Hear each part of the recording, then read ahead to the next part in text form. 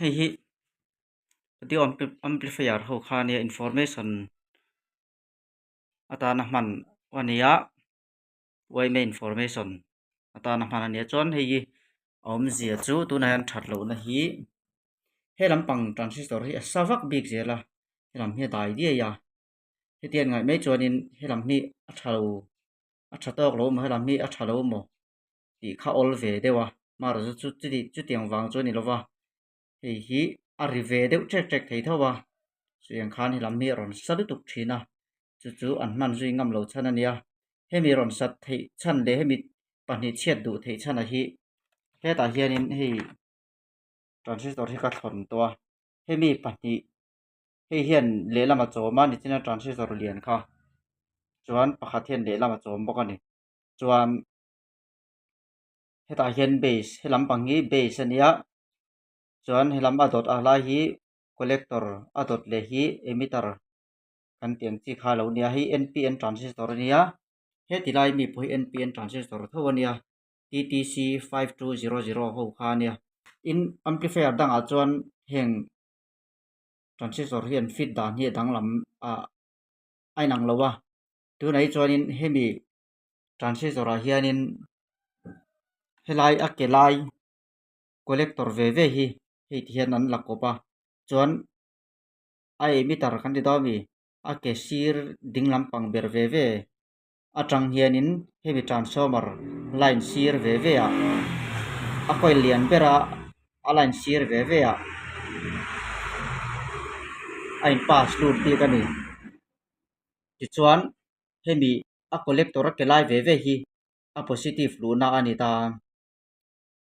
chuan a base hemi a sir ve base ve atang hianin he tilaya ni chin kan soi transistor hian a supply ta chau thin ani ti chuan kan soi le du pakhat chu he tiang transformer hi 12012 an ron vet thina a sir ve atanga transistor in a supply kha negative emo positive in a mo lut thina chuan alai 0 volt kha positive amo negative in a mo lut thina kan soi angin hi npn transistor ani na in a kilai hian positive a lu awangin a transformer 0 volt kha negative a lu ngai ve thung ti na nia chuan chu tiang lo po chu a transformer 0 volt a positive lu ta ni chuanin helai transistor a hianin a ke sir a emitter ve a hianin negative a in thlun zom ve le thunga hemin thlun zom a hi thlun zom lovin negative ve an thlun zom ve thunga ti chuan a collector a kelai ve atang hian a transformer sir ve line sir ve 12 volt ve khan supply ve lut ve thung bawk ani kha siam dan ching ni oma eng pawh ni se an ha tho dan chu ai nang renga a baseline a audio kan sound kan zu au zong le ri lut hrim kha hei base a hianin a lut ta thina chumi a lu rin dana zir chuan hemi transformer hian zu charge ta thina chuan transformer output hi AC ang khan ron pe chuak ta veka chung chuanin sound kha ron kal chhuak pui thei ta thina chu a awm zia chu ni ta tunah hianin hemi transistor sat vak thin chhana kha chu he tilai hianin helai hian diode pahnih a awma chu a pakhat zawk hi lo chhi ani tin he tilai hi line hi a chap mak bawka a transformer hi a ri deuh wang reng maya hemi diode chhi awang hianin a transformer hi a zu nor leta a ri kha zu ti buaia hei hi kan thlak a chuania diode hi pahnih hi ka thlak top maya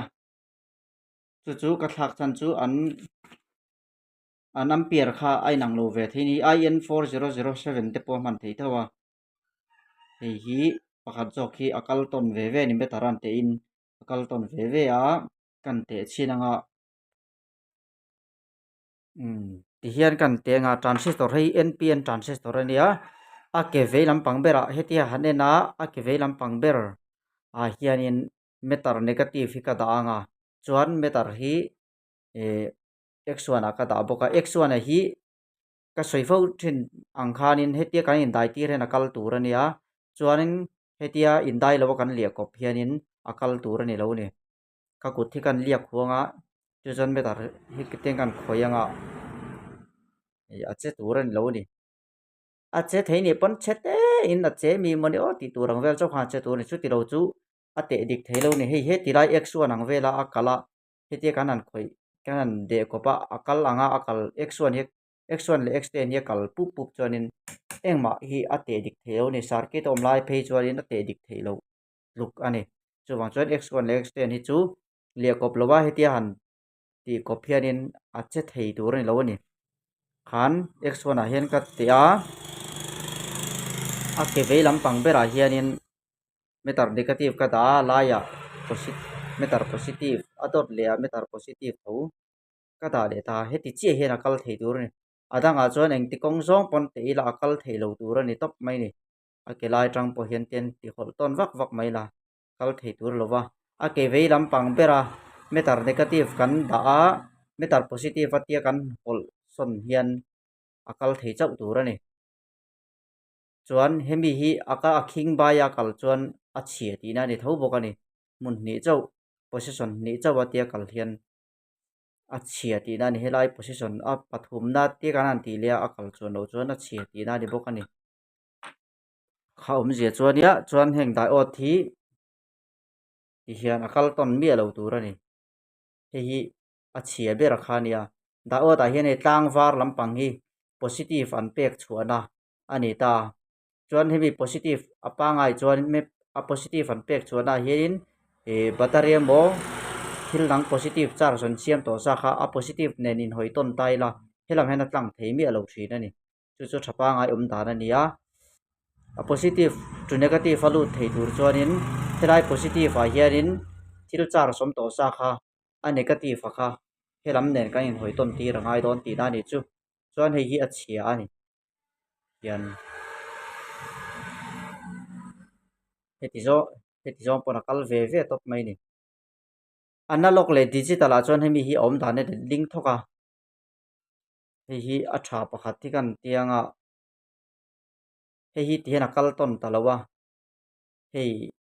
metar negative a hi helam diode negative nen tia ka ti hianin o diode positive nen a tia ka ti hianin tia kal thei lo tur ani kan mu thei ngam o chuan metar positive le diode positive lam hi tia ka ti chi hi kal tur chu chu digital ho a chuanin metar positive le diode negative lam kan hoi ton zong hian akal ve thung jok thina kha kha analog le digital dang lam na nia siam tak tak du thu sama se mai chuanin analog ho hi du thu sam chan chu hetilai a metar hetilai han chet avai ran dana te kha kan en tel du thina a thlen thui zong te digital a chuan huna he bi ka analog a chuan ti hian an ni turang hian thleng chho ngal deuh pop popa khami kha na ti so te bem bik pokani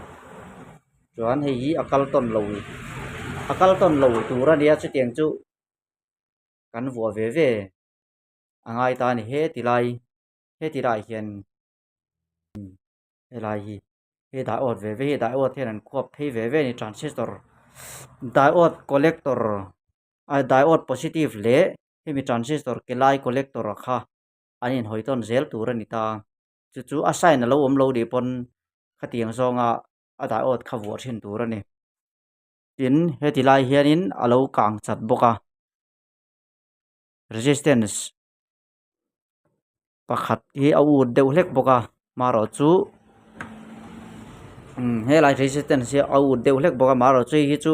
ampere la loss lu tuk lo tur ka ngaya hemi hi transistor hi adika diode dik bok chuanin na thok thapa ngai tur ani khanin heta a sound ron chuak a kha audio ron lu ta kha hemi transistor base a hena ron lut phota chuanin hemi transistor e collector a hianin an ron chuak ta thina chu e heta hian transformer tereuh te hi awm le ta ni hemi transistor ina audio ron pek rin san deuh hleka kha he lai trans e o he tilaya e transistor lian a hianin an pelut phei ta thina ni chuan hemi transistor lian na tho dan le hemi hemi transformer na tho na lian na tho dan le hemi transformer te na tho dan hi nan khat deuh reng na lai om ve thowa tin he tilaya a variable resistance hi het vak tur ani lo bawk ani ti dik lo chuan he lampang hi asa aina kang chak thia maro chu hemi hi a herdan hi adik tok lo bawk chuanin sound ron kala kha a clear thei lo bawk ani kha hria dangai ve tu na hian kan han rem khom don anga a thapa ngai tura ngai la kan test le don dia kan thil pahal ka soi le du oma hemi transistor hi hemi a cabinet a hi tuna hian heat sink an hmang hala chu hemi a kelai a transistor thir kan ti domi a thir ro lang le hemi a body hi a in dai thei tur lova chuwan chuan hemi le hemi thir a in na body le a hemi a transistor in kar han dam ma mangai thina ni chu a sat po sor thei lo chi kha a in dam thina hei hi 20055 a lo thei lo a thla ka tul palani pon e a hemi thir le kha me transistor in kar kha I a in kal zom thei turin lova chu hria tangai bawk ani me tara han te khan hemi ke lai le hemi in thir hi ai akal thei turin lo ani e chu te anga te a hria don chuanin me tar kha da o teng thowin a position le lampang zong chau khana kal mai theya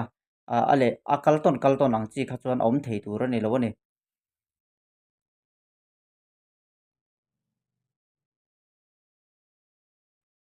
tiang kan on chinanga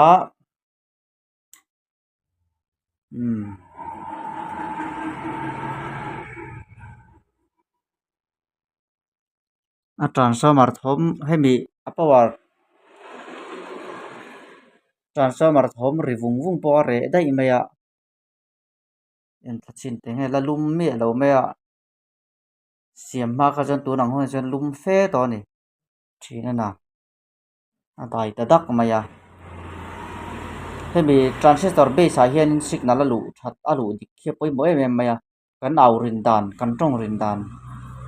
ria lu rin dan a zir khan hemi transistor hi atang na lo thina chu chon a transformer hi char ta thina kha a base alu dan a hi signal ni lawa volt pa ngai anga alu chuanin a saul em mai ni chuan hei hi nget to ka kil be tur ani bawk ani chuan tuna hian hei a microphone a hian kan test anga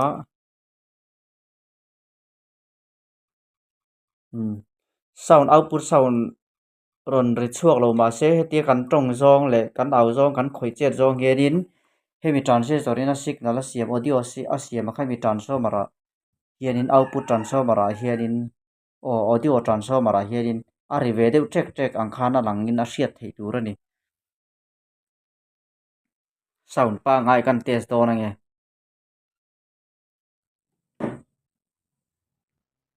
he tan sound ka da kan test ange hello hello hello hello hello hello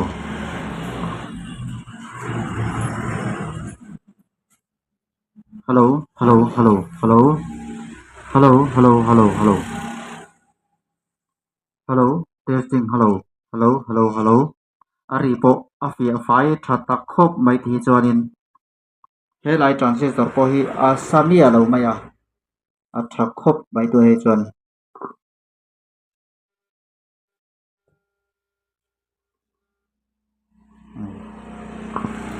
alum ve deuh veng chau tiang vel ani sound hi trong pa ngai a hi chuanin an transistor te transformer te a sak chak dan hi ne pe maya maro chu music base an rik tel chi a hianin atang na em em ya kha riat ve thin chuanga ya tin software te po alin thatanga ya sound wat sang khat le zani wat o sang khat le zani wat za sari tanga e khami chung lampang zonga kha chuan software te po hi adu tha em em a tin software te po hi a len lu thuk lowa kan tel kual chuan khami tel kual na lai vela khan ampere tam tak kha ron let thina chuan sound a base kha a rik vung that turang khanin a ri vung tha thei lo thin ve bawk ani tin tum khata heng audio i amplifier hawa hi chuanin sound po hi a positive le negative hi aron chhuana tang hian common a hi sound negative a thun tur ani chu tiang chuan sound le lampanga a negative a pawh kha chu tiang thlapa i dik thlapa kan thun zom lo chuanin ri kha vung nal tha thei lo ani a base kha vung tha thei lo thin bawk ani chuan hei a thatai tin hei he tilai hianin a kan audio lai input kha signal hi om tha viau ma sela